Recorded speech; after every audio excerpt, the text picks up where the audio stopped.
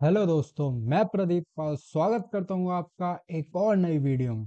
आज हम देखेंगे Uttar Pradesh public service commission UPPSC में स्टाफ नर्स यूनानी मेल एंड फीमेल की पोस्ट के बारे में, जो कि एक ग्रुप बी की पोस्ट है और इस पोस्ट में आपको अच्छा खासा पे स्केल भी देखने को मिल जाता है। इस वीडियो में मैं आपको डेट ऑफ नोटिफिकेशन से लेके फॉर्म फिलअप करने तक की सारी जानकारी दूंगा और साथ ही साथ ये भी बताऊंगा कि कौन कौन इस पोस्ट के लिए एलिजिबल है। चलिए देर ना करते हुए वीडियो शुरू करते हैं, और आप चैनल पे नए हैं तो सब्सक्राइब करें। यहाँ पे आप देख सकते हैं फॉर्म को हम 4 दिसंबर से लेके 4 जनवरी तक भर सकते हैं, और ऑनलाइन फी डिपॉजिट की लास्ट डेट जो हमें दी गई है वो 1 जनवरी दी गई है। मैं आपको सजेस्ट करूंगा कि आप 1 जनवरी से पहले पहले फॉर्म को फिलअप कर दें। अगर हम फॉर्म की एप्लीकेशन फीस की बात करें तो जनरल, ओबीसी और ईडब्ल्यूएस वालों की जो फीस रखी गई है वो यहाँ पे 125 रुपीज़ है, और SC ST वालों की जो फीस रखी गई है वो टोटल 65 रुपीज़ है। यहाँ पे अगर हम एज लिमिट की बात करें तो मिनिमम जो एज है वो 21 ईयर्स होनी चाहिए, और मैक्सिमम जो एज है वो 40 ईयर्स होनी चाहिए। और अगर आप रिजर्व कैटेगरी से बिलोंग करते हैं तो SC ST एंड OBC वालों को 5 ईयर का एज में रिलैक्सेशन दिया गया है, और जो फिजिकली हैंडीकैप्ड कैंडिडेट हैं उन्हें 15 ईयर का रिलैक्सेशन दिया गया है। और अगर हम एजुकेशनल क्वालिफिकेशन की बात करें तो आपको 10th में साइंस से पास आउट होना नेसेसरी है। इसके बाद आपके पास diploma in medical and surgical nursing होना चाहिए।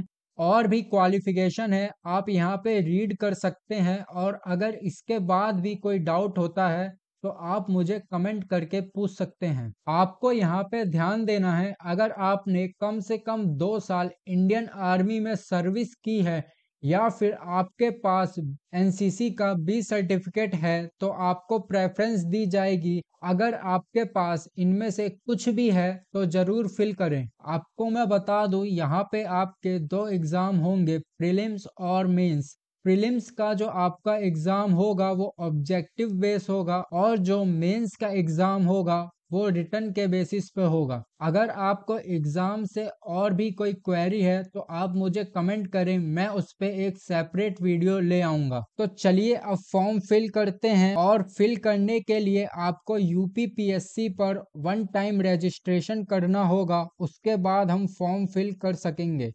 1 टाइम रजिस्ट्रेशन का लिंक मैंने डिस्क्रिप्शन में दिया है, उस लिंक पर क्लिक करके हम इस पेज पर आ जाएंगे। इस पेज पे आने के बाद हम अपना 1 टाइम रजिस्ट्रेशन करेंगे। यहाँ पे अपना ईमेल आईडी और यहाँ पे अपना मोबाइल नंबर डालेंगे। ईमेल आईडी और मोबाइल नंबर डालने के बाद वेरीफाई ईमेल एंड मोबाइल पे क्लिक करेंगे। क्लिक करने के बाद हमारे पास ये पेज ओपन होगा। यहाँ से हम अपना ईमेल आईडी और मोबाइल नंबर वेरीफाई करेंगे। गेट ओटीपी पे क्लिक करेंगे।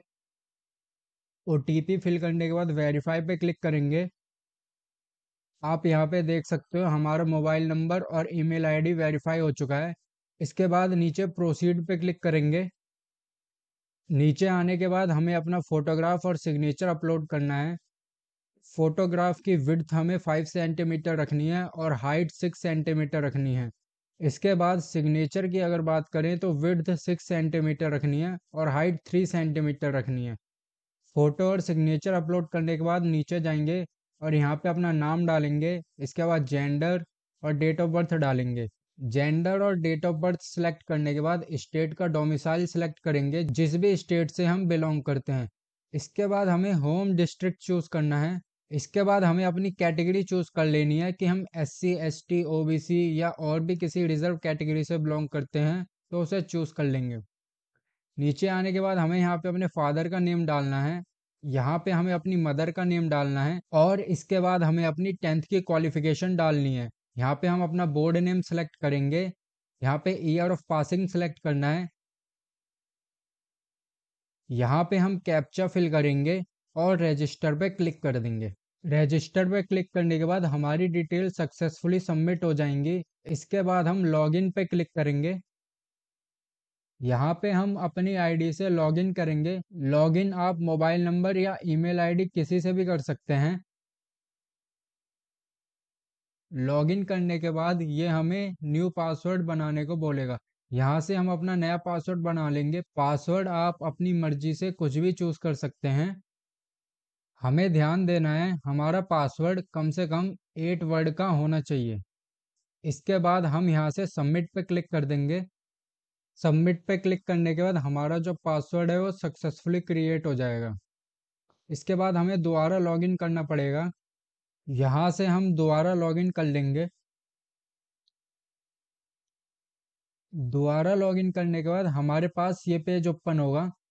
यहाँ से हमें अपनी डिटेल फिल करनी है। यहाँ से हम सिटीजनशिप सेलेक्ट करेंगे। इसमें सिटीजन ऑफ इंडिया टिक करेंगे। यहाँ से हमें अपना मैरिटल स्टेटस बताना है। यहाँ पे ये आपसे पूछ रहा है कि क्या आप किसी फ्रीडम फाइटर की फैमिली से बिलोंग करते हैं। अगर आप करते हो तो यस पे टिक करना, वरना नो पे टिक करें। इसके बाद ये हमसे पूछ रहा है कि क्या आप कभी आर्मी में काम कर चुके हो। अगर आपने कभी आर्मी में काम कर चुका है या फिर आर्मी में कभी थोड़े ही टाइम के लिए सर्विस करी हो, जिसे हम शॉर्ट सर्विस कमीशन ऑफिसर कहते हैं, अगर आपने इनमें से किसी भी चीज में काम किया है तो आप यहाँ से उसको सिलेक्ट कर सकते हैं, वरना आप नो पे भी टिक कर सकते हैं। नीचे आने के बाद हमें बताना है क्या हम फिजिकली हैंडीकैप हैं या फिर हमारी बॉडी में कोई प्रॉब्लम है फिजिकली तौर पे। अगर आपकी बॉडी में कोई प्रॉब्लम हो फिजिकली तौर पे, या फिर आपका कोई भी पार्ट काम ना करता हो, या फिर आप पे फिजिकल हैंडीकैप का कोई सर्टिफिकेट हो, तो आप उसे सिलेक्ट कर सकते हैं। यहाँ से हम यस या नो पे टिक करेंगे। अगर आप फिजिकली हैंडीकैप पर्सन हो तो आप यस पे टिक करें, वरना नो पे टिक करें। नीचे आने के बाद ये हमसे कुछ एक्स्ट्रा डिटेल मांगेगा।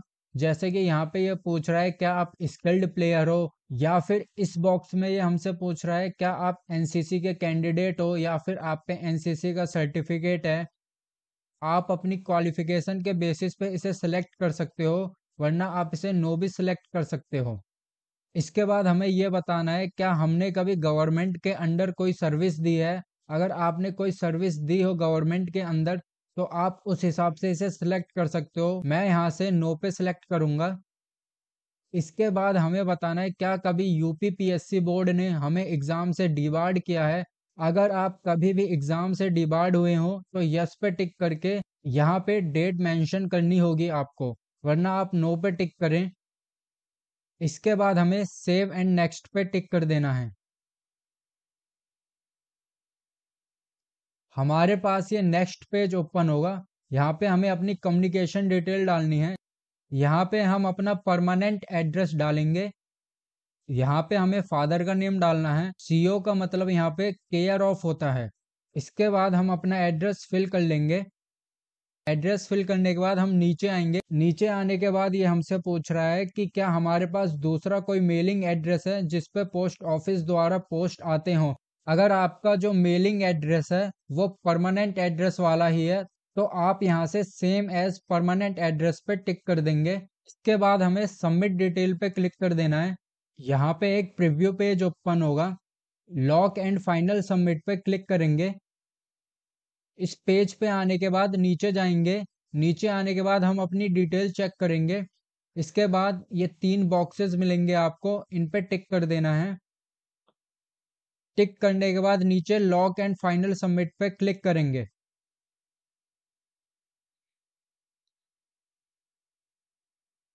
यहाँ पे हमें मैसेज आएगा कि हमारी जो ओटीआर की डिटेल है वो फाइनली सबमिट हो चुकी हैं। गेट ओटीआर नंबर इमीडिएटली पे क्लिक करेंगे। Click to generate OTR number करेंगे। इसके बाद हमें हमारा ओटीआर नंबर मिल जाएगा। इसको हम फॉर्म फिलअप करने के लिए यूज करेंगे।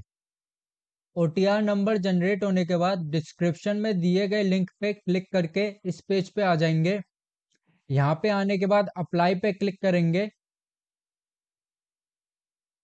इसके बाद ऑथेंटिकेट विथ ओटीआर पे क्लिक करेंगे।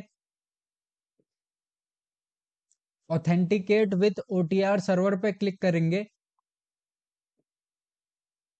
यहाँ से हमें यस पे टिक कर देना है।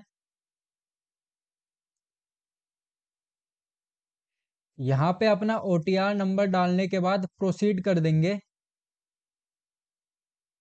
प्रोसीड पे क्लिक करने के बाद क्लिक हेयर टू ऑथेंटिकेट पे क्लिक करेंगे। इसके बाद हमें यहाँ से लॉगिन करना है। आप ओटीपी या पासवर्ड दोनों में से किसी से भी लॉगिन कर सकते हैं। यहाँ से ऑथेंटिकेट करने के बाद हमारे पास ये पेज ओपन होगा। नीचे आने के बाद प्रोसीड पे क्लिक करेंगे। इसके बाद हम अपनी डिटेल चेक करके नीचे जाएंगे। यहाँ पे हमें अपनी क्वालिफिकेशन डिटेल फिल करनी है।